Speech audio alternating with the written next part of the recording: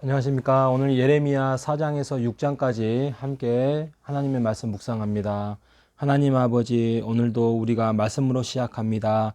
말씀이 육신이 되어 오신 예수님을 생각하면서 우리가 이 말씀이 우리의 마음판에 새겨져서 우리의 가치가 되고 우리의 꿈이 되고 하나님을 이 땅에서 나라를 이루어가는 우리의 삶이 될 수 있도록 인도하여 주옵소서. 예수님의 이름으로 기도합니다. 아멘.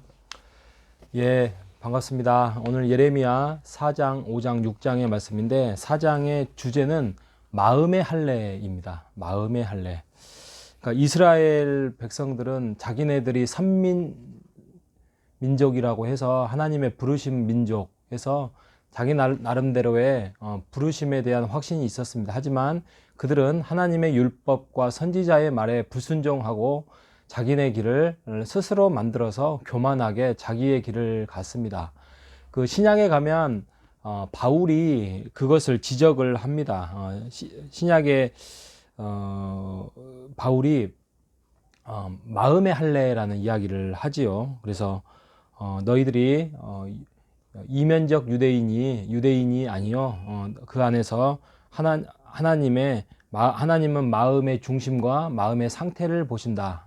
그래서 하나님 앞에 그 말씀 앞에 부르심을 받은 자는 그 말씀 앞에 순종하고 걸어가야 된다라고 이야기를 하고 있습니다. 이처럼 마음의 할례가 중요합니다. 여기서 마음의 할례라는 것은 무엇이냐면 진짜 어떤 의식적인 외식적인 어떤 표면적인 뭐 그런 것들, 오늘날로 말하면 우리가 세례 그런 거죠. 세례를 받았다고 해서 우리가 구원을 받는 것이 아니라 예수님을 믿는 믿음으로, 예수님을 믿는다는 것은 바로 하나님을 잘 섬기고 거룩한 삶을 살고 내면적 거룩과 정결한 삶을 살아가는 자의 삶. 무엇 때문에? 예수님 때문에, 하나님 때문에 하나님의 나라를 이 땅에서 이루기 위함에 그러한 표면적인 행동으로 나타날 때에 구원이 임한다는 것입니다. 그래서 우리가 오늘 말씀을 통하여서 예레미야 말씀을 보면서 우리도 내가 종교적인 인생으로 삶으로 살지 아니하고 정말 예수 그리스도의 삶으로 제자가 되어서 그 길을 걸어가고 있지는 않는지, 그리고 내가 버릴 수 있는 나쁜 행동이나 악한 행동들을 버리고 내가 예수님 안에서 함께 하나님의 나라를 이루어 가려고 하는 모습을 잘 세워가고 있는지를 한번 잘 생각하고 묵상하며 나아가는 여러분 되시기를 바랍니다. 그래서 하나님의 말씀의 빛으로 우리의 내면을 돌아보는 오늘 한날 되시기를 바랍니다. 자, 그리고 5장에 가면 우리가 날마다 새로운 은혜를 구해야 되죠. 앞에도 금방 이야기했지만 우리가 가만히만 있어도 우리는 죄를 지을 수밖에 없습니다. 제가 대학을 다닐 때 좀 바쁘게 생활한 적이 있었습니다. 막 대학을 2개를 다니고 이제 그런 적이 있었는데 그러다 보니까 아침 저녁으로 레포트를 쓰고 학교 수업을 듣고 그러니까 방학이 정말 꿀 같은 휴식이었는데 죄 지을 시간이 없더라고요. 죄 지을 시간이 없다. 참. 이처럼 우리가 가만히만 있어도 우리는 죄악으로 갈 수밖에 없는 인생입니다. 우리가 하나님의 말씀에 촛대를 삼아서 그것으로 향해서 무단히 노력하고 애를 쓰지 않으면 우리는 생각으로 행동으로 죄를 지을 수밖에 없는 연약한 인생입니다. 그래서 우리가 정말 하나님 앞에서 신자로서 산다면 정말 하나님이 정해주신 그 목표를 향해서 우리가 조금씩 나아가야 됩니다. 그리고 쓸데없는 것들은 가지를 치고 정의와 진리를 향해서 우리가 구현해 가야 할 것입니다. 그런데 그런 새로운 은혜를 또 선지자의 말을 무시하고 이스라엘은 잘못된 길을 가지요. 그래서 하나님의 음성을 욕으로 생각하고 즐거워하지도 않고 하나님을 벗어나는 삶을 살아가면서 하나님이 심판을 임합니다. 여기서 심판이라는 것은 물론 징계죠. 징계라는 것은 이제 다른 나라의 침공, 또 나라의 어려움 이런 것들이 있지만 궁극적인 것은 회복입니다. 그래서 돌아오라.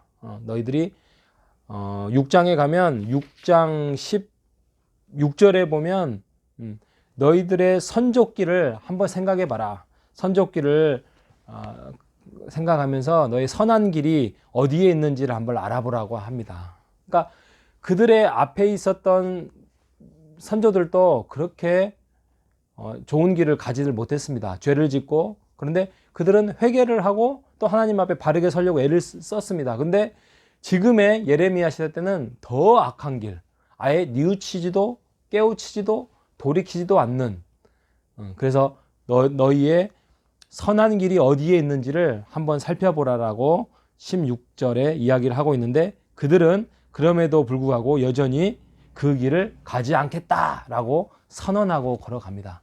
이게 우리의 모습은 아닌지 여러분 한번 점검해 보시길 바랍니다. 예레미야 말씀을 우리가 살펴보면서 조금 침울해요. 왜냐하면 그 죄에 대해서 회개하고 돌이키고 돌아오라, 또 우리의 죄를 살펴보라, 이제 이런 묵상이 이루어지다 보니까 우리에게는 소망이나 또 어떤 밝은 메시지를 듣고 싶은데 예레미야의 말씀은 이제 그러지를 못해서 나중에서야 이제 회복의 메시지가 나오고 있지만 여러 가지의 고난과 어려움을 거치고 난 다음에 나타나는 길입니다. 하지만 우리가 언제나 뭐 하나님께서 자녀 삼아 주시고 행복의 길을 만들어 주시고 이런 메시지로만 들을 것이 아니라 하나님의 말씀은 언제나 정의롭고 올바르며 또 우리에게 선한 길로 인도하신다는 그 마음을 가지고 있다면 하나님이 부르시는 그 회개의 메시지도 또 죄악에 대한 돌이킴도 우리가 한번 살펴볼 수 있어야 될 것입니다. 혹시 오늘도 내가 하나님 앞에 부끄러운 계획을 세워서 가고 있지는 않는지, 오늘 예레미야 말씀을 통하여서 우리가 마음의 할례를 받은 자로서 오늘도 걸어가시는 우리 모두가 되시기를 간절히 바라겠습니다. 기도하겠습니다. 하나님 아버지 감사합니다.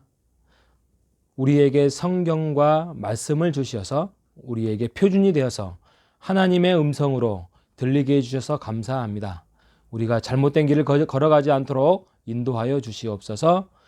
오늘도 말씀으로 우리를 이끌어가는 하나님을 우리가 찬양하고 하나님을 향해서 기도하며 걸어가는 우리가 될 수 있도록 인도하여 주옵소서. 예수님의 이름으로 기도합니다. 아멘.